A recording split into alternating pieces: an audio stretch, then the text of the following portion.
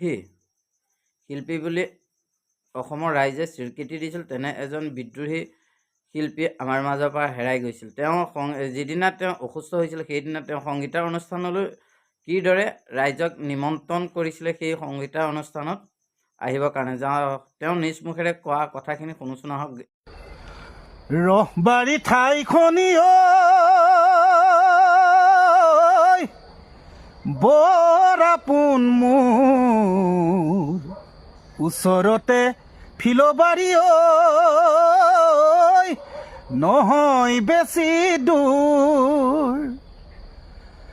12 জানুৱাৰী তাৰিখে ৰহবাৰীলৈ যাম গীত গাবলৈ, ৰাইজৰ মৰম চেনে বুকুত বান্ধি লৈ, ৰাইজৰ আশীৰ্বাদ শিৰতে লৈ। হয়, নমস্কাৰ, মই ৰাজীৱ ফটীয়া আৰু কাষতে এয়া ৰহবাৰী মেলাৰ পৰা আহিছে আমাৰ সুৰজিত ভাই আছে, আমাৰ অন্য এজনো সুৰজিতে আৰু আমাৰ ঘনশ্যাম।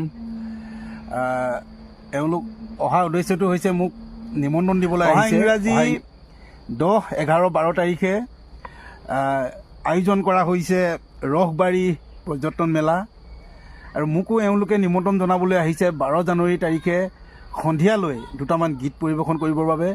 গতিকে মই গৈ আছোঁ দুটামান গীত পৰিৱেশন কৰিবলৈ অহা ইংৰাজী 12 জানুৱাৰী তাৰিখে। গতিকে সকলোৱে আহিব, সকলোকে লগ পাম ৰহবাৰী হাঁহখাতি গাঁৱৰ মুকলি মঞ্চত। সকলোৱে আহিব।